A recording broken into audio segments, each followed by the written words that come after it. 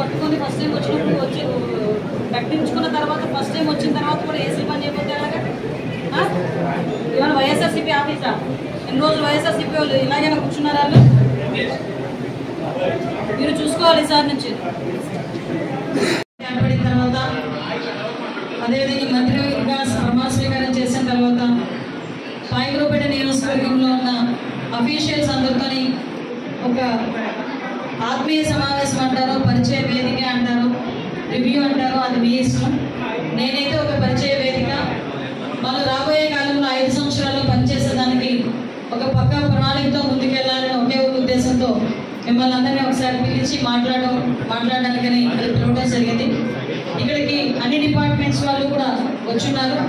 అన్ని డిపార్ట్మెంట్స్ హెడ్స్కి, అన్ని డిపార్ట్మెంట్స్ వచ్చిన వాళ్ళందరికీ కూడా పేరు పేరున ధన్యవాదాలు, నమస్కారాలు తెలియజేసుకుంటున్నాను. ఎక్కువసేపు అంటే మీతో నేను క్లియర్గా డిస్కస్ చేయాలి. ఎందుకంటే నేను ఏదో రాజకీయంగా మాట్లాడడం కాదు, అలాగని చెప్పి ఉన్న వాస్తవాన్ని దాచిపెడితే అది మేము తప్పవుతుంది. కాబట్టి లాస్ట్ 5 years 2014 నుంచి 19 వరకు నేను కూడా ఇక్కడ ఎమ్మెల్యేగా చేశాను. ఇక్కడ నాతో పాటు పనిచేసిన వాళ్ళు ఇక్కడ చాలామంది ఉన్నారు.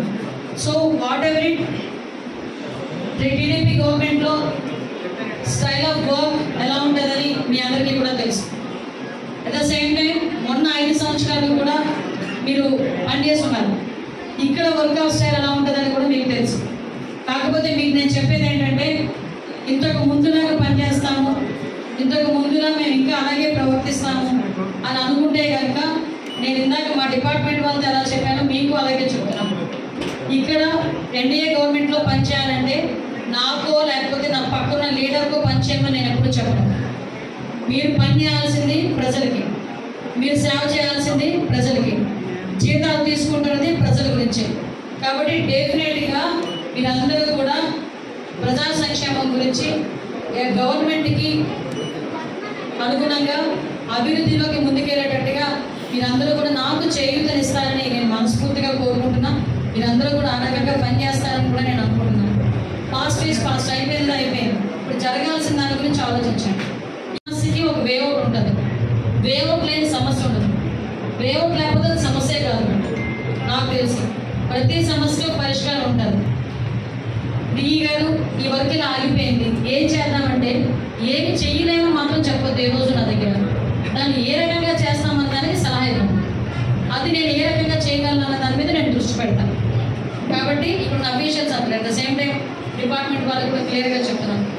డిపార్ట్మెంట్లో కూడా ఎక్కడా కూడా ఎటువంటి ఇబ్బందులు కూడా కలగకుండా చూసుకోవాల్సిన బాధ్యత ఉంది. లాండ్ ఆర్డర్ విషయంలోనే కానీ, గాంజాయి విషయంలోనే కానీ, ముఖ్యంగా మీరు మీ అదృష్టం లేకపోతే మీ దురదృష్టం తెలియదు, హోమ్ మినిస్ట్రీ ఉన్న దగ్గర మీరు పనిచేయడం సొంత నియోజకవర్గంలో. కాబట్టి కొంచెం మీకు ప్రెజర్ ఉంటుంది, డెఫినెట్గా ప్రెజర్ ఉంటుంది. మీరు ఆ ప్రెజర్ని కూడా చాలా తేలిగ్గా తీసుకోండి. ప్రెజర్ పడద్దు. కానీ ఇక్కడ ముందు పైలట్ ప్రాజెక్ట్ కింద ఇక్కడే ముందు స్టార్ట్ అవ్వాలి ప్రక్షాళన అనేది. అది అన్ని డిపార్ట్మెంట్స్ ప్రక్షాళన అనేది ఇక్కడ నుంచి జరగాలి. కాబట్టి మీరు అందరూ కూడా నాకు సహకరించండి. ఇది అయిపోయిన తర్వాత ప్రెస్ వాళ్ళందరూ కనుక బయటకు వెళ్తే నేను మా అఫీషియల్స్తో ఒకసారి క్లియర్గా నేను ఒకసారి మాట్లాడుకుంటాను. జరగబోయేది వేరు. ఎవడైనా అక్రమ లేఅవుట్లు వేస్తారు, అక్రమంగా అఫీషియల్స్ని మేనేజ్ చేసుకొని మేము లేఅవుట్లు వేసుకుంటాము, మాకు నచ్చినట్టు మేము ఉంటామని ఎక్కడ పడితే అక్కడ అక్రమంగా లేఅవుట్లు వేయడం కానీ, అక్రమంగా చెరువులు తవ్వడం కానీ, అక్రమంగా పేదవాళ్ళ భూమిని ఆక్రమించుకోవడం కానీ, ఏదైనా ఇల్లీగల్గా ఎక్కడైనా చేయాలని ఆలోచన రావడానికి కూడా మీరు వదిలేయండి. రోజుతో ఏదైనా త్రూ ప్రాపర్ ఛానల్ గవర్నమెంట్కి అనుకూలంగా గవర్నమెంట్కి అనుమతులు తీసుకొని ఏ వరకైనా జరగాలి. అలా కాదు అని చెప్తే మాత్రం ఎట్టి పరిస్థితుల్లో టాయిలెట్ పై చేసే పరిస్థితి లేదు. మళ్ళా ప్రెస్లో కూడా ఇంకోటి చెప్తున్నా, ముఖ్యంగా ఎవరైనా నా పేరు చెప్పి కానీ ఇల్లు ఇస్తాం డబ్బులు ఇవ్వండి, పెన్షన్ పెడతాం డబ్బులు ఇవ్వండి, లేకపోతే అలా చెప్తాం డబ్బులు ఇవ్వండి అని ఎవరైనా మిమ్మల్ని అడిగినా డైరెక్ట్గా చెప్తున్నా, నేను ఇక్కడ కంప్లైంట్ బాక్స్లు కూడా ఏర్పాటు చేయడానికి సిద్ధపడుతున్నాను. ప్రతి మండలం హెడ్ క్వార్టర్స్లోని ఎంఆర్ఓ ఆఫీస్ దగ్గర, కాంప్లెక్స్ దగ్గర, కాలేజెస్ దగ్గర కంప్లైంట్ బాక్స్ ఏర్పాటు చేస్తాం. ఎవరికైనా ఏ కష్టం వచ్చినా డైరెక్ట్గా నన్ను అప్రోచ్ అవ్వడం మీకు ఇబ్బంది అయితే ఆ కంప్లైంట్ బాక్స్లోని మీ తాలూకా కంప్లైంట్ వేస్తే ఎవ్రీ 5 daysకి కానీ 3 daysకి కానీ అవి సాగ్రిగేట్ చేసి సంబంధిత అధికారులకి పంపించుకొని నేను దాన్ని పరిష్కార దిశగా ఎవరికి కూడా ఇల్లు ఇవ్వడానికి రూపాయి ఇవ్వాల్సిన అవసరం లేదు. పెన్షన్ పెట్టడానికి రూపాయి ఎవరికి ఇవ్వాల్సిన అవసరం లేదు. ప్రభుత్వ సంక్షేమ కార్యక్రమాలు మీకు అందజేయడానికి ప్రభుత్వం సిద్ధంగా ఉంది. మీరు మధ్యవర్తులు ఎవరికి కూడా డబ్బులు ఇచ్చి మోసపోకండి.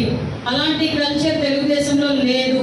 దయచేసి ఈ విషయంలో మీరందరూ కూడా అధికారులు ప్రాంప్ట్గా ఉండాలి, నాయకులు అందరూ కూడా ఈ విషయంలోని ఖచ్చితంగా ఉండాలని మనస్ఫూర్తిగా కోరుకుంటున్నాను.